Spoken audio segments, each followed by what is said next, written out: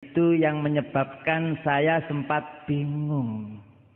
Mengapa demikian dikala saya diminta untuk membacakan sebuah kitab Bulughul Maram.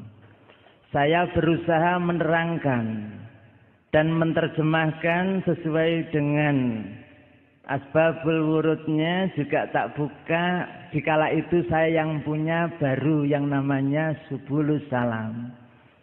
Setelah tak terangkan sesuai dengan hadis, dengan nahwu, sorob dan mantek balaghahnya, kemudian tak praktekkan kalau wudhu adalah dikala itu bahas masalah ngusap kepala. Saya contohkan dari depan ke belakang. A'udzu billahi minasy syaithanir rajim. Bismillah, assalamualaikum warahmatullahi wabarakatuh. Alhamdulillah wassalatu wassalamu ala rasulillah wa ala alihi wa sahbihi wa mawalah. Sahabat muslim, dimanapun kita berada, semoga kita dicurahi rahmat dan karunia serta hidayah dari Allah subhanahu wa ta'ala hingga kita menghadap Allah subhanahu wa ta'ala. Amin ya rabbal alamin.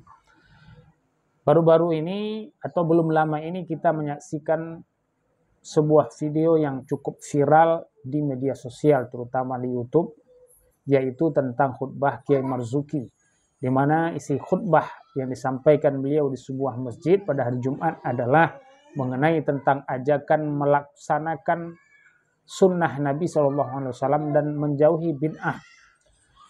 Kenapa video ini menjadi viral?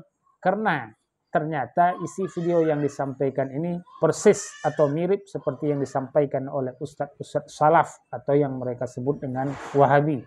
Sehingga virallah video ini mengatakan bahwa Kiai Marzuki telah menjadi salafi atau telah menjadi Wahabi.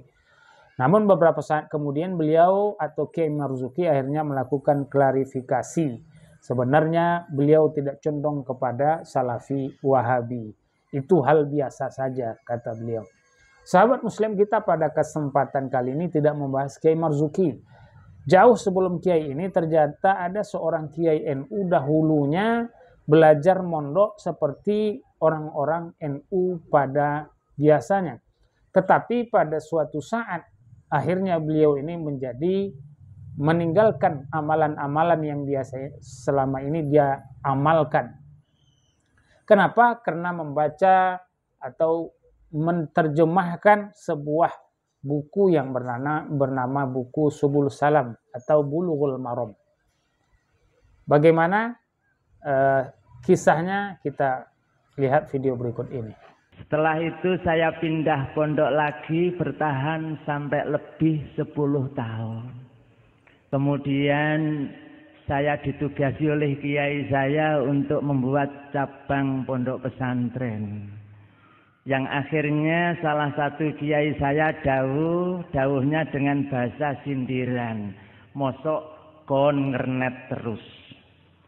Saya tafsiri sendiri, tak ramal sendiri, oh kiai ini sudah enggak mau saya bantu, saya disuruh mendirikan pondok sendiri. Kemudian saya rintis sebuah pondok pesantren yang oleh salah satu kiai saya diberi nama Pondok Rahmatullah. Kemudian salah satu santri yang nyantri di Pondok Rahmatullah ada yang dari Kecamatan Wonosalam. Dan itu yang menyebabkan saya sempat bingung. Mengapa demikian dikala saya diminta untuk membacakan sebuah kitab Bulughul Maram. Saya berusaha menerangkan dan menerjemahkan sesuai dengan asbabul wurudnya, juga tak buka. Dikala itu saya yang punya baru yang namanya Subulus Salam. Setelah tak terangkan sesuai dengan hadis, dengan nahwu, sorob dan mantek balaghahnya, kemudian tak praktekkan kalau wudhu adalah dikala itu bahas masalah ngusap kepala. Saya contohkan dari depan ke belakang. Sudah cukup dari depan tangan dua selesai. Kemudian yang kedua dari belakang dikedepankan lagi. Yang ketiga dari depan langsung telinga, dan ini yang saya pakai. Saya pulang sampai di rumah bingung sendiri, loh. Saya nerangkan sesuai dengan hadis yang Rasul contohkan dari berbagai riwayat dan beberapa hadis seperti itu. Tapi wudhu saya kok gini? Kok seperti kinjeng cewek? Saya bingung sendiri. Akhirnya saya tanyakan dengan orang-orang yang benar-benar ngerti agama. Saya nanya, sebetulnya yang benar ini wudhu saya dulu apa hadis ini? Dia menjawab, yo hadisnya ya masuk pinter sampean karo Nabi. Akhirnya saya harus berubah. Sahabat muslim semua, begini yang dialami oleh Kiai Afrohi ini, di mana beliau adalah seorang anak pondok yang biasanya sudah memahami bagaimana cara menerjemahkan ya, atau mensyarahkan sebuah hadis dengan ilmu yang dimilikinya, yaitu dengan mantik, dengan balaghah, asbabul wurud, dan sebagainya. Tapi ternyata setelah beliau mencoba menjelaskan tentang perkara wudhu, loh, kenapa yang saya jelaskan dari kitab Bulughul Maram ini, yang dari hadisnya jelas, kemudian pemahaman-pemahaman para sahabat, kenapa berbeda dengan yang saya amalkan selama ini?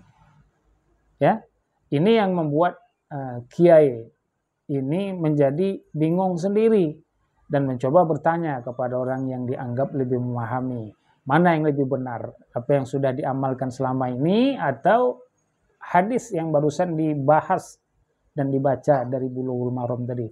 Ternyata orang tersebut menyatakan bahwa hadislah yang lebih benar tentunya. Sahabat muslim, sebenarnya apa yang dipelajari di pondok-pondok itu jelas dasarnya.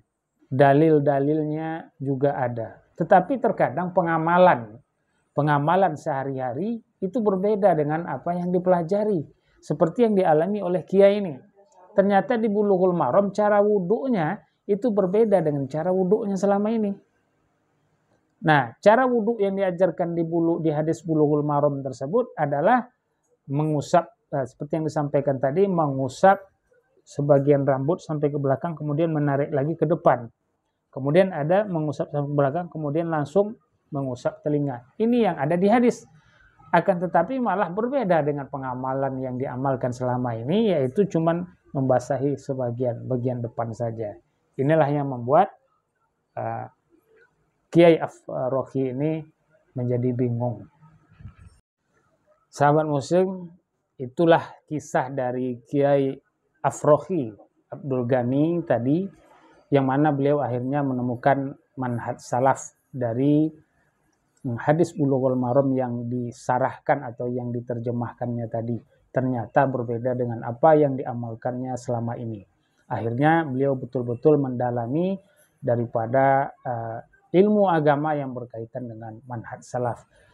Fa inna asdaqal hadithi kitabullah wa khairul huda huda Muhammadin sallallahu alaihi wasallam wa syarrul umuri muhdatsatuha wa kullu muhdatsatin bid'ah wa kullu bid'atin dhalalah wa kullu dhalalatin finnar. Dan akhirnya beliau menjadi orang yang bermanhaj salaf hingga saat ini. Sahabat muslim, setelah beberapa kejadian ceramah-ceramah beliau, akhirnya seperti biasa ya, masyarakat atau golongan atau orang yang berpaham dari paham-paham sebelah ya, yang merasa tersinggung dengan ceramah beliau, akhirnya mendemo beliau, yang menyatakan bahwa beliau adalah seorang Wahabi, berajaran sesat dan sebagainya. Dipaksalah beliau meminta maaf. Sahabat muslim, inilah perjuangan seorang kiai ya, yang kebetulan diberikan hidayah oleh Allah Subhanahu wa taala, betul-betul mengamalkan ajaran agama ini sesuai dengan dalil-dalil yang ada. Akan tetapi beliau juga dihadapkan dengan masalah-masalah ketidaksukaan orang-orang terhadap pemahaman beliau. Dan ini hal biasa. Banyak sekali ustadz-ustadz mengalami hal seperti itu. Bahkan rumahnya dihancurkan seperti Ustadz Abdul Qadir Jawas. Sempat rumah beliau dihancurkan. Beliau akhirnya pergi meninggalkan rumahnya yang selama ini beliau tempati. Subhanallah. Begitulah perjuangan daripada kiai-kiai ini. Semoga kiai-kiai yang lainnya yang juga telah menemukan manhaj salaf dijaga oleh Allah Subhanahu wa taala, dan semoga kita selalu diberikan petunjuk dan hidayah oleh Allah Subhanahu wa taala. Sahabat muslim, ini saja video kami pada kesempatan kali ini. Ini adalah pelajaran bagi kita bagaimana kita tetap mempertahankan manhaj kita walaupun dimanapun kita berada, walaupun apapun tantangannya. Ini saja, mohon maaf atas segala kesalahan dan kekurangan. Wassalamualaikum warahmatullahi wabarakatuh.